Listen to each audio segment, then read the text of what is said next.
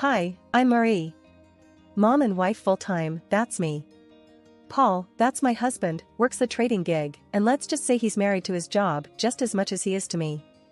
Used to scribble down thoughts on books, reading between and beyond the lines, but these days I'm more about reading bedtime stories to our boy, Jack. Life threw some curveballs early on, lost my parents when I still needed them. That was rough. Then along came Paul, with a family in tow. His folks were the real deal, good people, you know. Took me in, no questions. Made me feel like I finally belonged somewhere again. Been with Paul for years now, since those college days when love seemed to be enough to fill any void. We settled into a rhythm, he at work and me taking care of everything else. But man, did that rhythm skip and stumble when Jack came into the picture. Paul changed, or maybe this was always him, just waiting for a reason to surface. He'd come home on a Friday night with a few too many drinks in him, loose-lipped and surly. "You gotta start shedding that weight, Marie," he'd snipe after slipping off his tie. "You barely fit in those jeans anymore." I'd be lying if I said it didn't hurt, but I told myself to brush it off, toughen up, maybe he'd cool down by morning. But mornings just brought hangovers and silence until the next round. The house became this place where I tiptoed, trying not to set Paul off. Jack, little trooper, he could feel it too, sticking close, watching his old man with wide, careful eyes. One particularly rough Friday, Paul came home and made a beeline for the fridge, crack open a cold one. I was on the floor with Jack, blocks scattered around. "Another day in paradise, huh?" Paul sneered, leaning against the counter. I forced a smile. Just the usual, you know, chasing after this little tornado. I ruffled Jack's hair, but my heart wasn't in it. Paul tossed his head back, downing half the bottle. "Maybe put some of that energy into a workout routine, eh?" I bit my tongue, counting to 10 in my head. "I'll look into it," was all I managed, shuffling Jack into his pile of toys, anything to escape the cutting edge in Paul's tone. But the weight wasn't just on my hips, it was on my chest, heavy, making it hard to breathe. I didn't know who I was in Paul's eyes anymore. I had finally shaken off those last stubborn pounds. It felt good, kind of. But Paul, well, he had a talent for finding flaws. My sweats and baggy tees were the new target. "Jesus, Marie, you dress like you're living at the gym. When was the last time you dressed up? Remember how you used to look?" There he was, leaning on the doorframe with that look that said everything his words didn't. I glanced down at my stretched-out mom life tee and yoga pants. "This is just practical, Paul. You want me all dolled up to do laundry and wrangle our son?" One corner of his mouth curled up like he had just made a successful trade.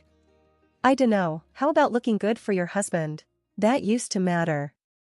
I sighed, rolling my eyes. "Well, unless my husband starts taking meetings at the playground or the grocery store, I think I'll stick with practical." He shook his head, chuckling without humor. "You used to care, Marie." His voice trailed off as he wandered back toward the living room, his disapproval hanging in the air like a bad smell. Then there was Jack, our boy, trying to navigate the shaky terrain between us.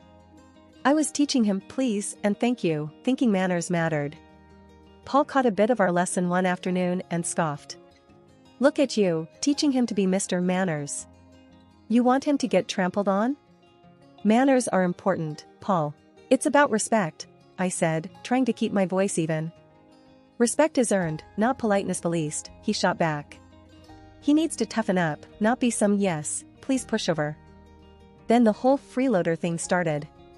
One night, Paul came home, tie askew, looking like he had won and lost the same fight. "Nice day?" he asked, sarcasm heavy as he glanced around what I'd come to see as our minefield of a home. I put down Jack's toy and braced for what was coming. "Just the same, dealing with tantrums and spills. How was work?" Paul's laugh was short and sharp. "Work? Oh, it was just dandy, supporting a parasite." My cheeks burned. "Excuse me?" My voice was a little too loud. Jack's eyes flitted from me to Paul, sensing the shift. "A parasite, Marie." "I work, you play house," he said, each word pointed and heavy. "That's the thanks I get? I am raising our child, Paul." "Your child. That's work, that's vital," I said, my voice rising now, too. Jack started fussing then, picking up on the tension. I swept him up into my arms, trying to shield him from the fallout. Paul had a knack for knowing when he'd pushed too far, and his next words were more measured. Marie, I go out there and deal with sharks all day. Come home, and what? I don't know, something different. I can't be your one-man show, Paul, I said softly, trying to defuse the bomb that our marriage had become. I'm here, juggling a million things for us, for Jack. We looked at each other then, really looked, and I wondered if he saw the plea in my eyes. The help me, back me up, be with me that I felt screaming inside. But he turned away, the finality of his silence telling me that no, he didn't see. He didn't want to. One day, the disrespect boiled over. Jack scrunched up his little face and called me a name, a real zinger. He got it from Paul. You're just a lazy bum, he had hurled at me, his tiny voice bitter and angry. I felt like I'd been slapped. What? Jack, no, you can't say that, I stumbled, shocked. He folded his arms, stubborn as his dad. Dad says it, so can I. That was the last straw. When Paul got home, I was waiting, steaming like a forgotten kettle. You know what your son called me today? I laid into him without waiting for an answer. Paul dropped his keys on the counter and chuckled, clearly not seeing the line had been crossed. What did he say? The truth? He tossed his words over his shoulder as he walked to the fridge, his casualness like acid on my skin. Is that funny to you? I was shouting now, my usual restraint snapped tight as a dry twig. Your son is calling me names. Paul leaned against the kitchen counter, beer in hand, a smirk blooming on his face. Oh, come on, Marie. Kid's gotta learn to stand his ground. I was staring at him, hands balled into fists. By disrespecting his mother? He shrugged, a lazy lift of his shoulders that sent me teetering on the edge. You're too soft on him. Look, he's getting some spine. Spine? My voice shot up another octave. He's learning to be just like you. Paul grinned and ruffled Jack's hair. Ain't that right, champ? I turned to Jack, who was looking at us with eyes that were too old for his face. Jack, listen to me. What you said to me this morning was wrong. You can't talk to people like that. Jack's chin jutted out, defiant and stubborn. But Dad. I don't care what Dad says, you listen to your mom. I cut him off, my heart thudding like a drum. I was desperate for him not to follow in Paul's footsteps. But Paul wasn't letting it go. The boy's gotta learn to speak up. World's not gonna hand him anything. You keep coddling him, he'll end up. I get it, all right? I get it. I cut him off, feeling the weight of his words like a physical thing on my chest. But there's a line. You don't get it, do you? Paul threw up his hands, that ugly smirk still there. Whatever, Marie. You make mountains out of molehills. I turned from him, that burning in my chest now a churning mess. This is not how I want our son to grow up. This disrespect ends now, it ends here. Paul just took a swig of his beer, and I knew, right then, my words were just bouncing off him. I looked at Jack, really looked at him. You apologize to me, now, I said, the power in my voice surprising even me. Jack's eyes darted between me and Paul, but he knew that tone. Sorry, Mom. The word was small, almost lost in the kitchen, but it was there and it was a start. I moved closer to Jack, knelt down so I was eye level with him. Thank you. We treat each other with respect in this house, you got it? Paul snorted behind me, but I ignored him. Jack nodded, a hint of my boy peeking through that new sullen shadow he wore. It was a crack in the wall Paul was building around him, a crack, but also a starting point. I stood up, squared my shoulders. We're going to fix this, Jack. No more name-calling, no more disrespect. We're better than that. I took Jack's hand, and we left the room, leaving Paul and his smugness behind us.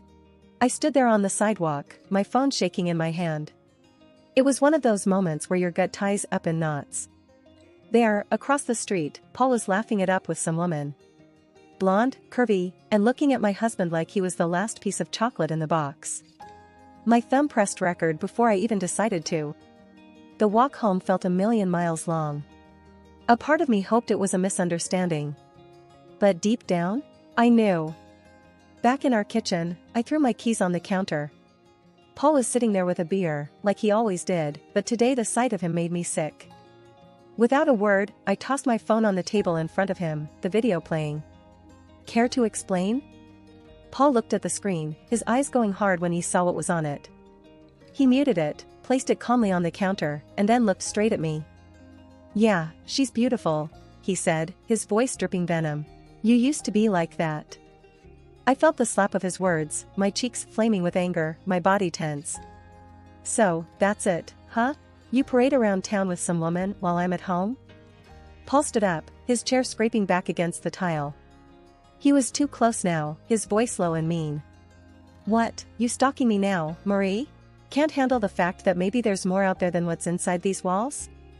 I was reeling, feeling the pieces click together. Cut the crap, Paul. You're cheating. He didn't even flinch. You wanna know why, he said, his chest puffing up. Because around her, I'm somebody. Not just the guy who pays the bills or the bad guy 'cause he ain't Mr. Rogers. So that's it? I edged back, feeling the counter dig into my hips. Your family's not enough for you? Paul snorted and grabbed his beer again. It stopped being enough a long time ago. Maybe if you'd have kept up with yourself, I wouldn't have to look elsewhere. The bile rattled in my throat. I'm not the one who promised till death do us part. His laugh was short and punched the air. Those are just words, Marie. They stopped meaning anything to you a long time ago. I should have been crying, but the tears wouldn't come. I was just empty and angry. I gave you everything, Paul. I gave you a son, I made a home for us. And this is how you repay me? He took a long drink, then leaned back against the counter. You gave me a home? Looks like a prison to me. Same old, every damn day. You think that's a life? We made vows, Paul. I shouted, my voice cracking. Yeah, and you broke them every day with your sweatpants and constant nagging. His face twisted into something ugly, something monstrous. That was the last thing he said before I walked out, my heart numb, anger seeping into every corner of my being. I was on edge the whole ride over to Paul's folks' place. It was gonna be nasty, but I had to lay it out for them. They needed to know who their son really was. His mom answered the door, with a happy smile. Marie, what brings you here at this hour? I just barreled past her. I gotta show you both something. Once his dad came in, I played them the video straight up. His mom gasped, her hand flying to cover her mouth. His dad, red-faced and looking like he'd rather be anywhere else, he barked at me, Paul's gotta stop this nonsense now. And like that, all hell broke loose. That night back at our place, Paul kicked off as soon as I walked in. You had to drag my parents into this, didn't ya? His voice was loaded, ready to fire. Yeah, well someone's got to, I shot back, my nerves steel. He was a storm brewing. With a step towards me, his hand raised, but he didn't get far. You're bad, Jack's voice cut through, strong and braver than any of us. Paul stopped stone cold. Paul's hand dropped, and his mask slipped a second, shock in his eyes. But then he hardened up again, cold as steel. I want you out, he said, spitting the words like they were sour. Take the kid and go. So we went. With Jack's hand in mine, I didn't look back. Bags thrown in the back of the car, we headed for the city, miles of road unwinding like my thoughts. The luxury house was something else, my unexpected inheritance. 2 stories, white columns, and a porch you could throw a party on, all waiting in another city, away from everything that had gone wrong. None of my folks, not even a whisker of Paul or his clan, had ever set eyes on it. When we pulled up to this grand house, Jack's face pressed to the window, eyes as wide as the moon. Is this a castle? His voice was a whisper, almost lost in the vastness of it all. Something like that, I said, a laugh escaping me for the first time in. I couldn't even remember. We stepped into that house, our new beginning. It was silent, save for the echo of our footsteps on the marble floors, bouncing off the high ceilings crowned with crystal chandeliers. The furniture was swanky, left behind by folks I wish had lasted a lifetime longer.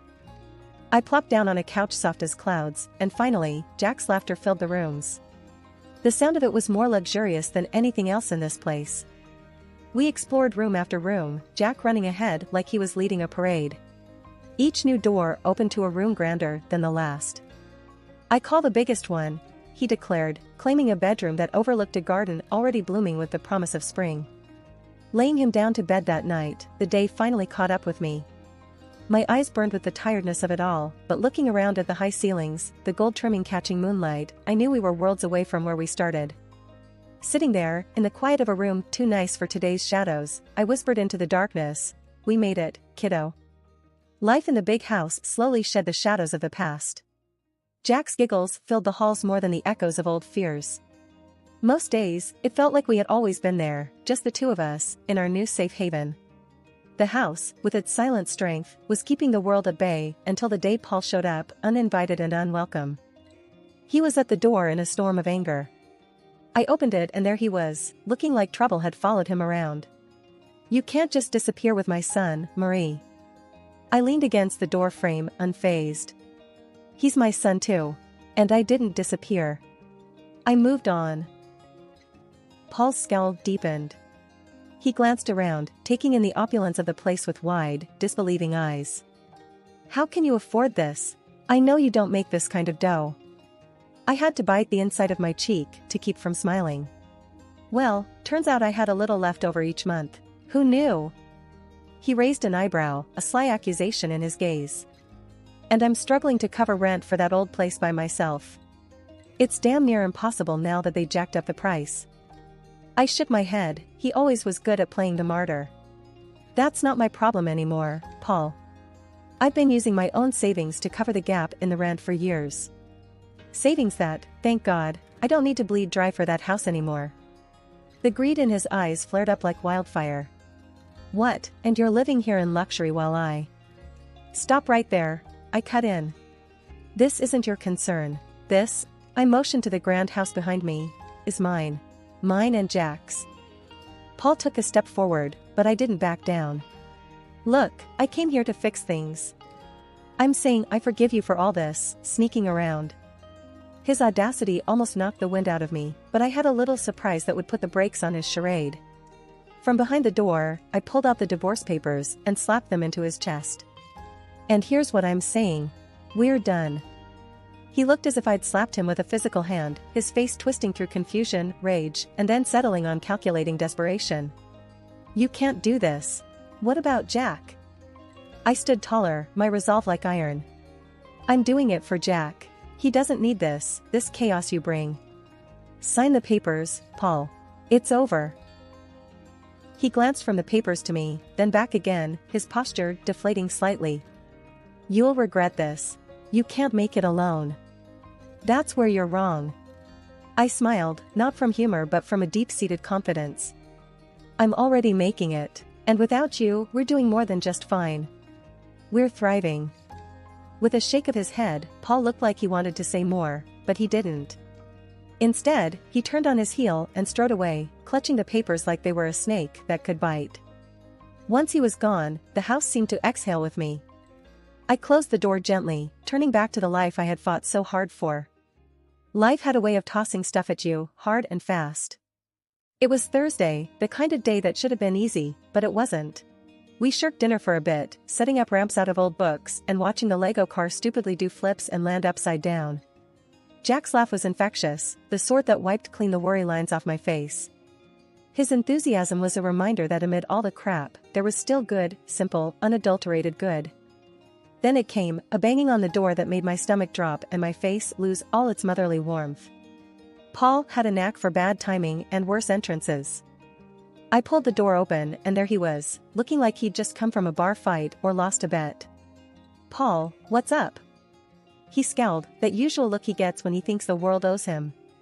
"So, this the high life? You playing house with my Jack while I'm scraping pennies just to get by?"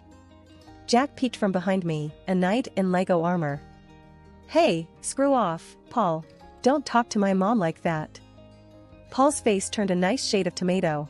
"The hell? You let him talk like that?" I stood there, hands on hips.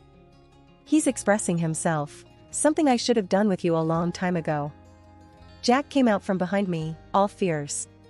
"Yeah, get lost. My mom, my rules." Paul's anger was something else, a storm that had nowhere to go. "You think you're smart, huh? Talking to your old man like that?"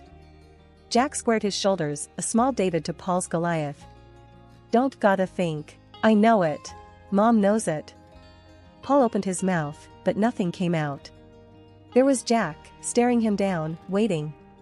This was no place for Paul anymore, no place for his bluster and noise. After a tense moment, Paul shook his head, muttered something under his breath and stormed off the porch. Jack turned to me with this look, the kind of look that said, "We got this." I nodded, all the agreement he needed. We went back to boiling pasta and racing Lego cars. That's how we do it, simple, nothing fancy. We just keep on. I was gabbing on the phone with Miss Dottie, Paul's mom, who was more my family than is now. "Honey, you just holler if there's anything you need, 'kay?" Her voice was always a warm blanket over the line. "We're all good, Miss Dottie." "Really, couldn't be better," I assured her, twisting the cord around my finger. She hummed a pleased note. "Just makes my heart full to hear that. Keep on keeping on, you hear?" Frank, her husband, yelled from somewhere behind her. "Tell her that any time she wants to send over some of that lemon meringue, we won't complain." A genuine laugh burst out of me. "Expect a pie on your doorstep soon, Frank." Exchanging a few more pleasantries, we hung up. I shook my head. If someone had told me last year I'd be mining gold from the wreckage of my married life, I would have laughed in their face. Jack pulled on my sleeve, waving his drawing like a 5-star general. "Look, Mom. This is our house." I looked down. His scribbles had heart. A big square house and 2 stick figures, a little one and a tall one, with sloppy grins and a lopsided sun shining down. The swing I'd put up for him stood out in green and brown strokes. "That's us, right?" A dumb question, really, but it made him nod with pride. "And I'm gonna sell my art, make us rich." There was serious conviction behind his toothy smile. "If you do, you're buying me that fancy coffee I've been eyeing?" I nudged him with a wink. He nodded, his expression all business. "Only the best for my mom." And just like that, the knot in my chest loosened a bit more. Sundays were like that, full of little miracles. The thing was, life had done a real number on us, but it was looking up. Paul got slammed by the door he let hit him on his way out. The fancy house he rented to impress his mistress turned out to be a couple of sizes too big for his wallet. Now he was cooped up in a tiny apartment, the kind of place his pride wouldn't have let him consider a year ago. And the mistress? She hightailed it the minute his pockets turned up empty and his promises hollow. But that was a tale for some other time. Right now was about Jack and me, and the park we were marching to, hand in hand. We stepped out, and the door clicked shut, a soft full stop to one chapter before immediately kicking off the next. Jack tugged me towards the park, his excitement bubbling over. I didn't glance back at our home, no need. Ahead was everything that mattered, me and my boy, parts of a world that kept on spinning, even when you felt like you'd fallen off.